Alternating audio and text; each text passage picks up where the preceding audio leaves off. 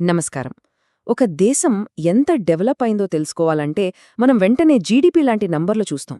కానీ ఆ నంబర్లు పూర్తి కథను చెబుతాయా? మరి అక్కడి ప్రజల ఆరోగ్యం, వాళ్ళ చదువు, వాళ్ళ సంతోషం సంగతేంటి? ఈరోజు మనం ప్రపంచ దేశాలకిచ్చే ఒక రిపోర్ట్ కార్డ్ లాంటి కొన్ని ముఖ్యమైన గ్లోబల్ ఇండెక్సెస్ గురించి మాట్లాడుకుందాం. ఇవి కేవలం ఎకానమీని దాటి అసలు నిజాలేంటో చూపిస్తాయి. కాబట్టి అసలు ప్రశ్న ఏంటంటే, ఒక దేశం యొక్క సక్సెస్ని మనం నిజంగా ఎలా కొలవగలం? కేవలం ఆర్థికంగా బలంగా ఉంటే సరిపోతుందా? లేకపోతే అక్కడి ప్రజలు సంతోషంగా ఉండడం కూడా అంతే ముఖ్యమా? ఈ ప్రశ్నకు సమాధానం వెతకడంలో ఈ గ్లోబల్ ఇండెక్సెస్ మనకు ఎలా హెల్ప్ చేస్తాయో చూద్దాం. పదండి, ఇక విషయంలోకి వెళ్దాం. ఉదాహరణకి హ్యూమన్ డెవలప్మెంట్ ఇండెక్స్ అంటే హెచ్డిఐని తీసుకుందాం. ఇది కేవలం డబ్బును మాత్రమే చూడదు.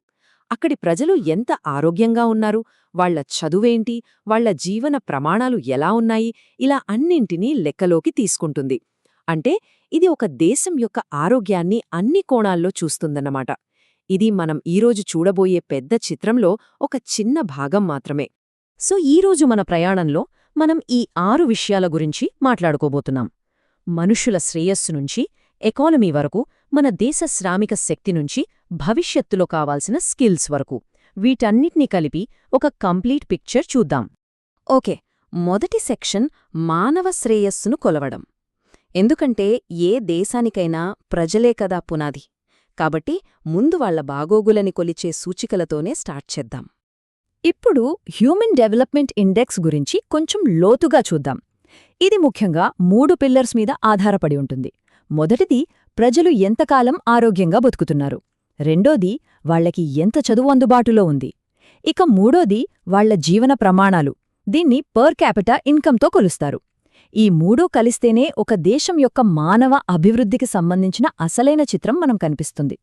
మరి ఈ హెచ్డిఐలో మన భారతదేశం ఎక్కడ ఉంది? 193 దేశాల్లో 130వ స్థానంలో ఉంది. దీన్ని మీడియం హ్యూమన్ డెవలప్మెంట్ కేటగిరీ అంటారు. అంటే మనం డెవలప్ అవుతున్నాం, కానీ ప్రజల జీవన నాణ్యత, ముఖ్యంగా ఆరోగ్యం, విద్య లాంటి విషయాల్లో మనం ఇంకా చాలా దూరం వెళ్లాల్సి ఉంది. పేదరికం అంటే కేవలం డబ్బు లేకపోవడం మాత్రమే కదా? ఈ మల్టీడైమెన్షనల్ పావర్టీ ఇండెక్స్ అంటే ఎంపీఐ అదే చెప్తోంది. ఇది ఆరోగ్యం, విద్య, జీవన ప్రమాణాలు ఇలా 10 వేర్వేరు సూచికలను చూస్తుంది. పోషకాహారం నుంచి మంచినీటి వరకు, స్కూలింగ్ నుంచి కరెంట్ వరకు అన్నింటినీ పరిగణనలోకి తీసుకుంటుంది. ఇది పేదరికాన్ని చాలా విస్తృతమైన కోణంలో చూపిస్తుందన్నమాట. ఇంకా కొన్ని ముఖ్యమైన సోషల్ ఇండికేటర్స్ని చూద్దాం. గ్లోబల్ హంగర్ ఇండెక్స్లో మన ర్యాంక్ 102. ఇది కాస్త ఆందోళన కలిగించే విషయమే. వరల్డ్ హ్యాపీనెస్ రిపోర్ట్లో కూడా మనం ఇంకా వెనకే ఉన్నాం. అంటే మన ప్రజల మానసిక ఆరోగ్యంపై కూడా మనం దృష్టి పెట్టాలి.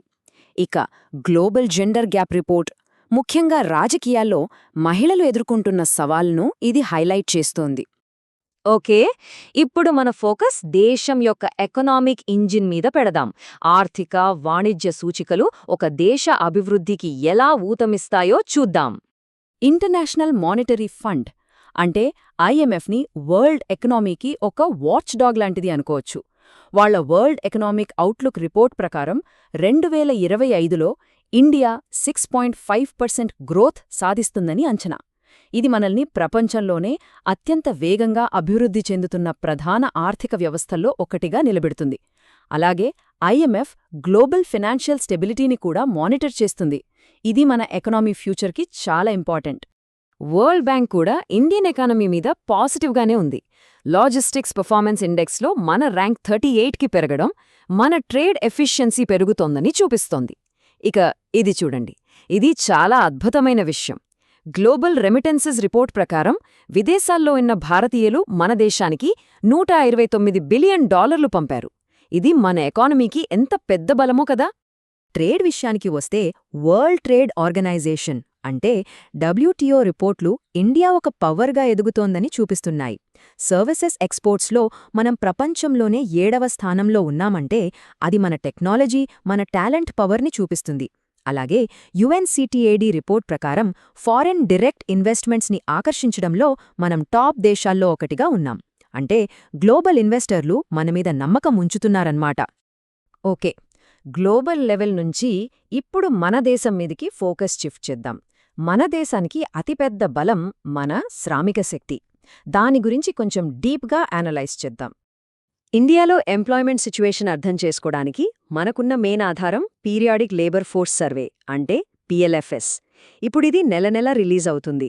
దానివల్ల మనకు ఎప్పటికప్పుడు లేటెస్ట్ డేటా అందుబాటులో ఉంటుంది. ఇది పాలసీ మేకర్స్కి చాలా హెల్ప్ అవుతుంది. ఫిబ్రవరి 2026 నాటి లేటెస్ట్ నంబర్స్ చూద్దాం.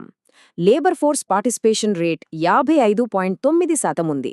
అంటే పనిచేసే వయసులో ఉన్నవారిలో సగం కంటే ఎక్కువ మంది పనిచేయడానికి సిద్ధంగా ఉన్నారన్నమాట.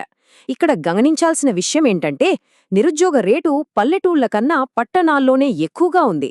దీన్ని బట్టి మనం అర్బన్ ఏరియాలో జాబ్ ఆపర్చునిటీస్ మీద ఎక్కువ దృష్టి పెట్టాలని తెలుస్తోంది. ఇక మహిళల విషయానికి వస్తే వర్క్ ఫోర్స్లో వాళ్ల పార్టిసిపేషన్ 35.3%కి పెరిగింది. ఇది ఒక పాజిటివ్ సైన్. కానీ మన జనాభాలో సగం మంది మహిళలున్నప్పుడు ఈ నంబర్ ఇంకా చాలా తక్కువే అని చెప్పాలి.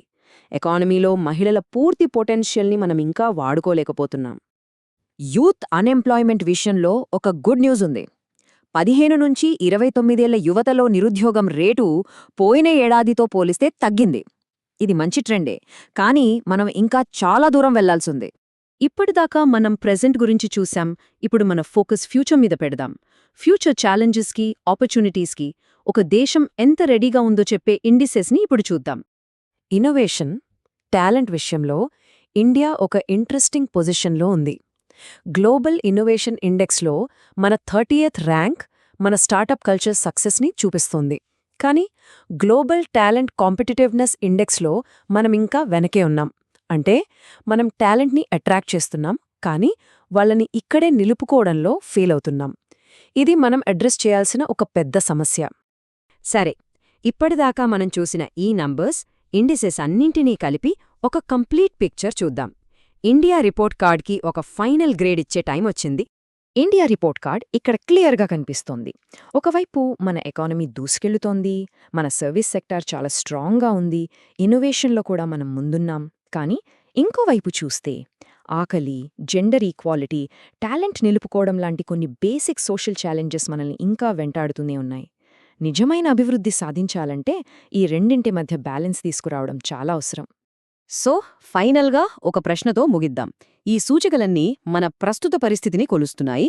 కానీ మనం ఒక బ్రైట్, ఇంక్లూజివ్ ఫ్యూచర్ని నిర్మించుకోవాలంటే మనం ఇంకా ఏ కొత్త విషయాలను కొలవడం మొదలుపెట్టాలి? ఎన్విరాన్మెంటల్ సస్టైనబిలిటీ, మెంటల్ హెల్త్ లేక డిజిటల్ లిటరసీ? ఆలోచించండి.